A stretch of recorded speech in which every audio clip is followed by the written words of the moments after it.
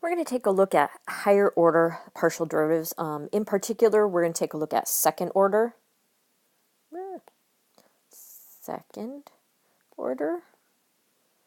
partial derivatives of functions of two variables. And so let's, quickly review if we had, y equals f of x and we wanted a second derivative. Again, it was a function of one variable, so there's only one variable we were looking at in terms of the derivative. We could find either y prime, f prime, or dy dx is the derivative. And then if we wanted a second derivative, which would be a derivative of the derivative, that was y double prime or y f double prime, or dy squared, no, d squared y, sorry. Jeez, I had a little brain cramp there. The square goes on the d over dx squared. That would be the second derivative. So now when we have partials, right, you have two variables. So if I have z equals f of x and y, we saw that there were two first partials. We didn't call them first partials, but we called them partial derivatives. And so now we're going to call them first partials. And now each of those gives us a new function because, right, the derivative of a function is a new function. And so that means we can find the derivative of those functions. So the derivative of the first partial with respect to x, we're going to denote with f xx lowercase. And then we can also find the derivative of the first partial of x with respect to y. So notice it'll be fxy. So you sort of read these in order, right? 1, 2, 1, 2. Find the first partial with respect to x first, and then either the partial with respect to y or the partial with respect to x. Similarly, we have the first partial with respect to y and its derivative with respect to y. And we can also find its derivative with respect to, oh, sorry, I got those in the wrong order. First partial with respect to y and then x. Okay, so again, the idea is I do the first partial with respect to y first and then find the result, the derivative of that result, right? Same thing here. First partial with respect to y and then find the next partial with respect to y. So we're going to see some examples here.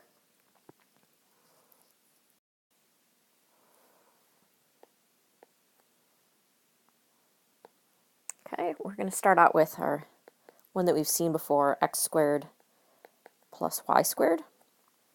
So we're going to start out taking the first partial with respect to x, and x is our variable of interest, so that's when we need a derivative of, and y is treated as a constant. So 2x plus 0, or in other words, 2x.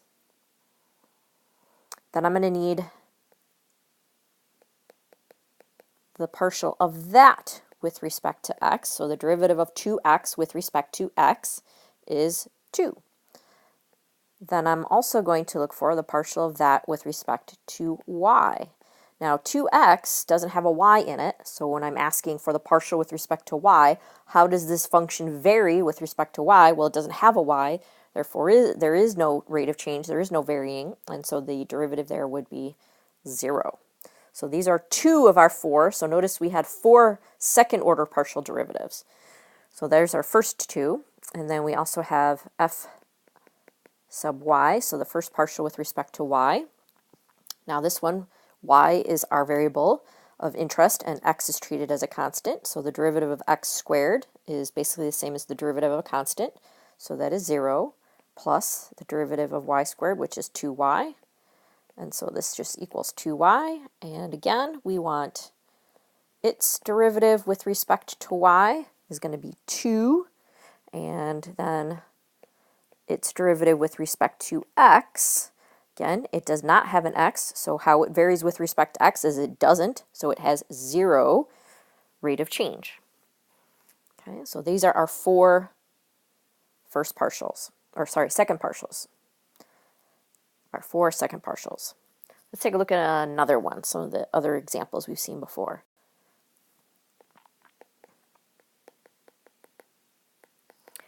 So this one was x squared y plus 7x minus y squared x. So first we find the first partial with respect to x. So anywhere we see an x, we take its derivative, and if it's multiplied by y, then y is treated as a constant, and we use the constant multiple rule. So this is going to be 2x times y plus 7y, does not contain an x, so its rate of change with respect to x is 0, minus y squared is our constant, times the derivative of x, which is 1. So this is 2xy minus y squared. And so then we find the derivative of that function with respect to y, or sorry, with respect to x, fxx. So 2x, its derivative is 2 times the constant multiple y, and then minus the derivative of y squared. Y is treated as a constant in this case, so that's 0. So this is 2y. And then we also find its derivative with respect to y. So in this case, now we're going to treat x as a constant and y as the variable. So 2x is a constant times the derivative of y, which is 1, minus the derivative of y squared with respect to y, and that is going to be 2y. So this is 2x minus 2y. So there's our first two partials, and then our other two partials, we want f sub y of x is equal to. Now we're going to take the derivative of the original with respect to y, and x is being treated as a constant. So we have a constant multiple of x squared times the derivative of y, plus the derivative of 7y is 7, minus the derivative of y squared is 2y times our constant multiple x. So this is x squared plus 7 minus 2yx. And again, we're going to take its derivative with respect to y. So x is being treated as a constant, so the derivative of x squared is 0, plus the derivative of 7, which is a constant, is 0. The derivative of minus 2y is minus 2 times the constant multiple x. So this is negative 2x. And then we need the second partial of with respect to x here. So the derivative of, with respect to y, we take that function and take its derivative with respect to x. So we come back, anything that has an x gets a derivative, 2x, anything, we got a constant there, so plus 7, the derivative constant is 0, and then minus 2y is our constant multiple, and then the derivative of x is 1. So this is 2x minus 2y, which is interesting because that was the same as the partial with respect to x and then y. Is this always going to happen? Let's see. Maybe, maybe not. So here's another function we've seen before, and that was 2xy plus ln of x minus y. So we want its first partial with respect to x. So x is our variable of interest, y is a constant.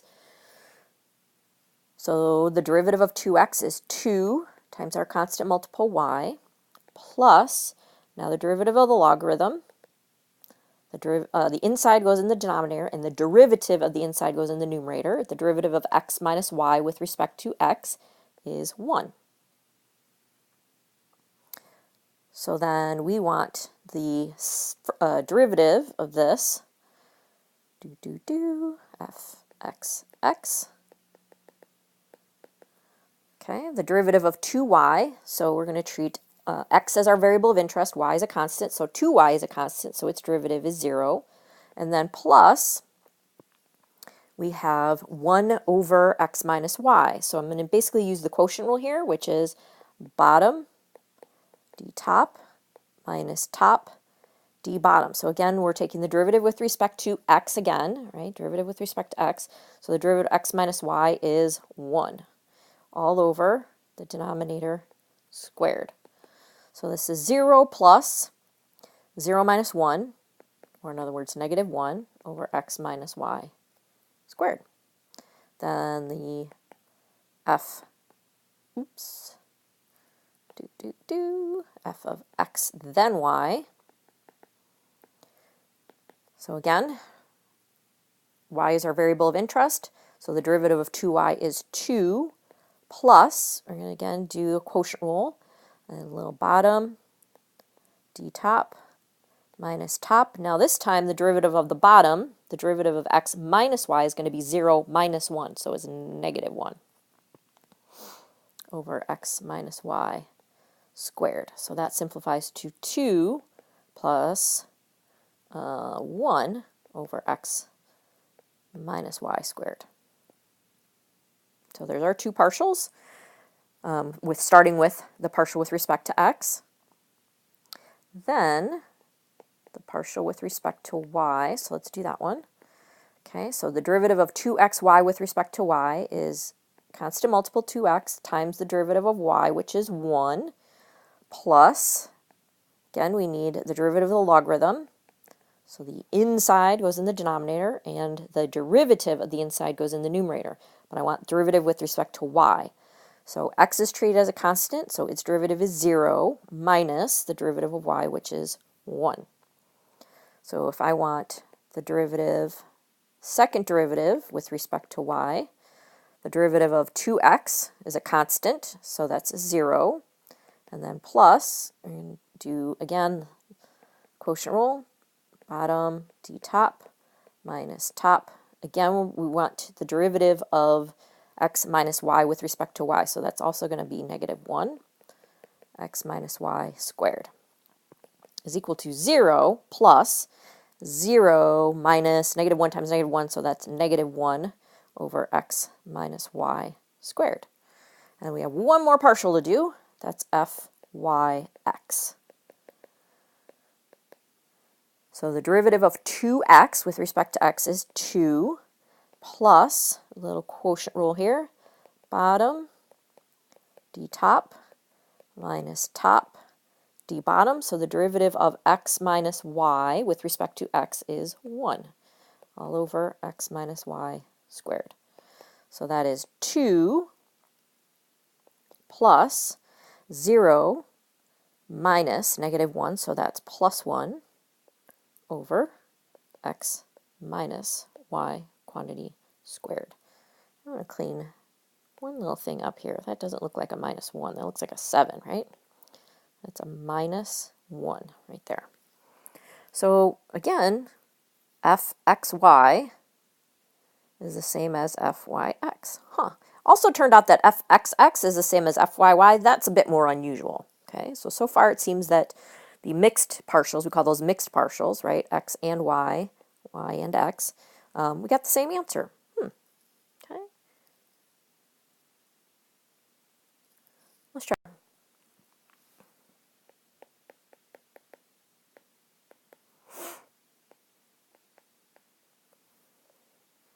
I'm going to do an exponential here. So the first partial with respect to x is, rewrite, times the derivative of the exponent with respect to x. So the derivative of xy with respect to x is going to be 1 times y, or just y. So that's y e to the xy.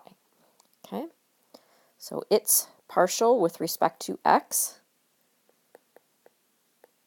is going to be, we've got constant multiple, y is a constant, so it stays, times the derivative of e to the xy, which is going to be e to the xy times, well, we just said, derivative of the exponent, right? Derivative of xy with respect to x is just going to be 1 times y, or y.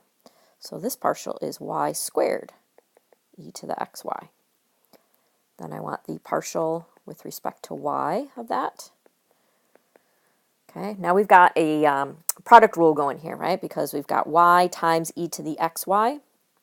So the derivative of the first with respect to y times the second plus, now they switch, right? Y times the derivative of e to the xy, which is e to the xy, times the derivative of its exponent, which is, with respect to y, is going to be x times 1, or just x.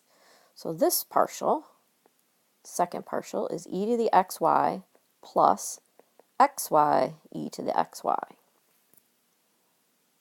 Okay, let's find the partial with respect to y, so we can find the second partials. So this is going to be e to the xy times the derivative of the exponent with respect to y. So with respect to y, x is a constant, so constant multiple times the derivative of y, which is 1, so this is just times x. So this is x e to the xy. So we need its partials, so fyy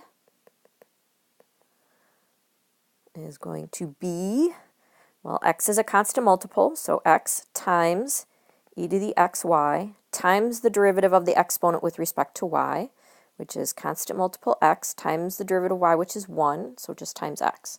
So this is x squared e to the xy, and then the partial fyx, fyx.